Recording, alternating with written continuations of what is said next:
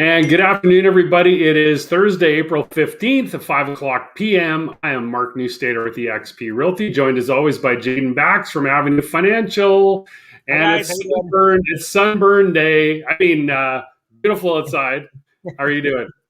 loving it. I just enjoying the weather and had a little bit of time with my son after his classes today. Life is good, buddy.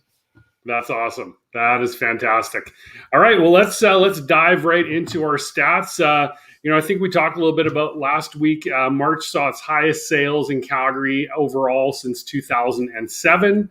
And how have the first couple of weeks of April been here? Let's throw them up on the screen for you, and you can take a look. And essentially what we're seeing here is we're definitely seeing some jumps in listings. If you look back to the last week of March, we were at 483 new listings that week, and we're now 621. So you're saying, Mark, what happened to the sales? Well, sales had a huge jump again this week.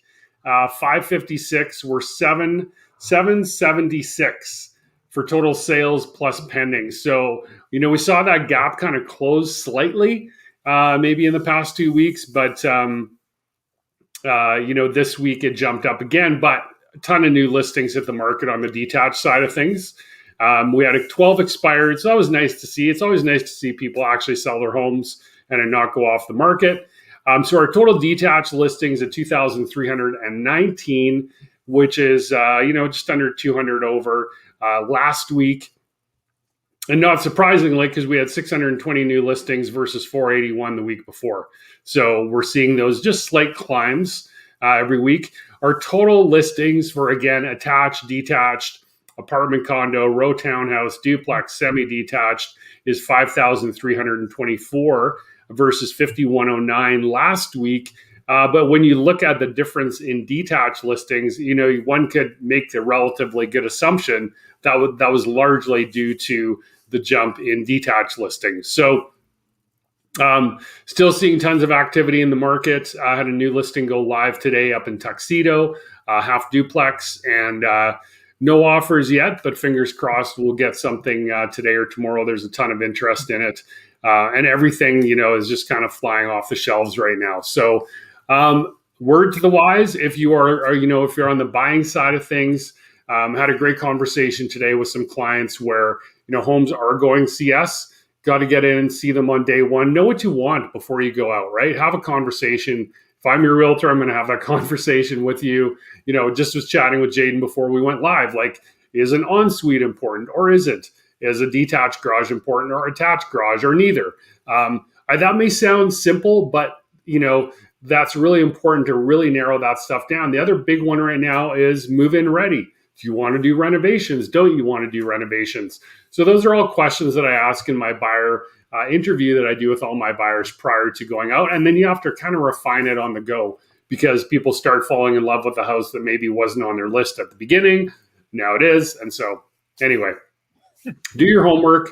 And let's have a chat about that. So, Jayden, we definitely put it in the comments this week about the possible new mortgage stress test rules that are possibly maybe happening in June. So, you teased it a little bit, and I want you to just expand on what it is. Give us a little bit of a history and where we're at today, and then what could be changing, if at all, and how does that affect anyone, if at all? Yeah, for sure. So in today's market, everybody who's qualifying for a mortgage is qualifying at either 4.79% or 2% above their contract rate. So everybody's qualifying at 4.79%, right? So basically what the government is trying to do with that is say, if rates change drastically, 3%, you're still able to afford this mortgage, and that's fine.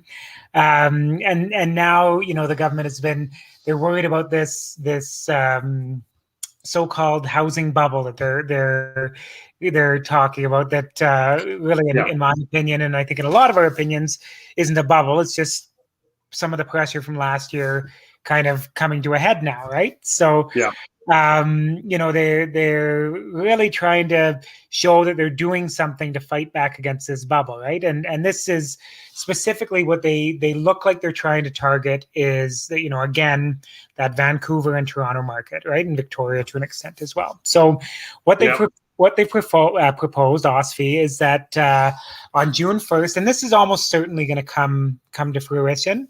I'm sorry, tell people who OSFI is. So they're the bank regulator. Basically, they set down the rules for all the big banks. It's proposed, it's being reviewed right now, almost certainly will happen, that for anybody who is going to put down more than 20% or more, which is very important, on their mortgage, the new qualifying rate for that will be 5.25%. So that's up 0.5%. Relatively significant jump, but there's a lot of caveats to that. And I've been really, surprised a little bit about some of the posts I've seen that are a little bit more doom and gloom and how this is going to change the market. And you better get it, like specifically from, some realtors that maybe haven't been talking closely with their mortgage broker. We got to jump on this and be buying before June 1st.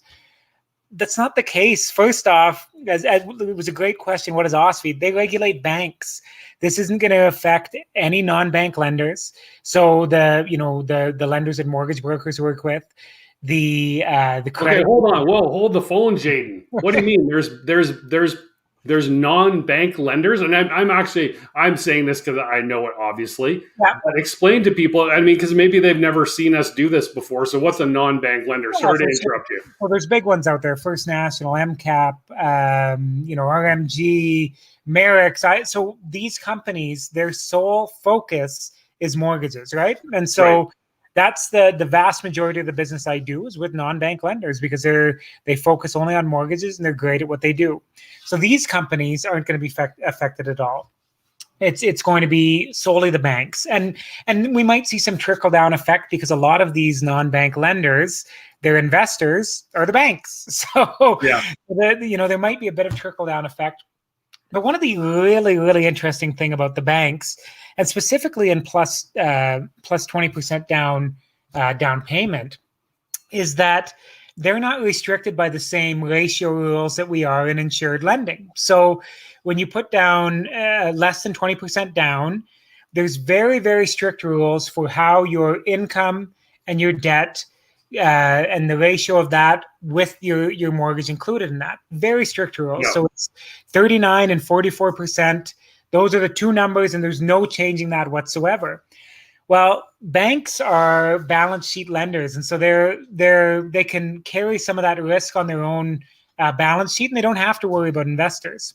And so they're not beholden when you're putting more than 20% down to those strict ratios. So what does this 0.5 point really mean? Well, theoretically, about 5% less spending power for people that are putting more than 20% down and are buying with a bank. But in reality, they can change those ratios if you're a very strong client that has strong income, great resources, you have high net worth in other ways.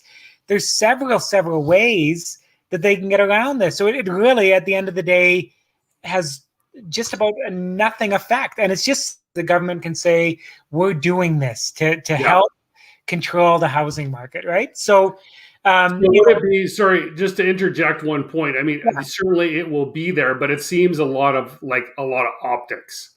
Totally. And that's what we're seeing. It's all sizzle, no steak, right? And really, like what we're seeing in January of 2018, they brought in the actual stress test for uninsured mortgages, which is 20% down and more. And that dropped buying power by 35%. That had a real impact. This is nothing, right? Mm-hmm. So if you're in a panic and thinking that I need to close before June 1st, don't be. You don't have to be. There is literally, and there might be, some other situations in this, but there's one situation that I can think of where it would be important to be talking to your lender or your mortgage broker. And that's if you've bought a pre-sale, a place that might be, you might be taking possession a year from now, or like you're building a house. Yeah, totally. Yeah. Or pre-sale condo or anything like that. And you're working with a lender that qualifies you now, but then qualifies you again closer to closing. Right. They might be beholden to those rules by then. So really make sure, RBC is great for a new house build because they qualify you up front and then you're good. If that's the case, make sure that you're just protected that way if you are building a house and your ratios are really tight. Other than that, forget about it. It's not news. Okay. All right. You heard it right there from the horse's mouth. Well, I don't know. Something like that. Exactly. But seriously, that's important, right? Because I had sent you a post from, the realtor, just to be frank.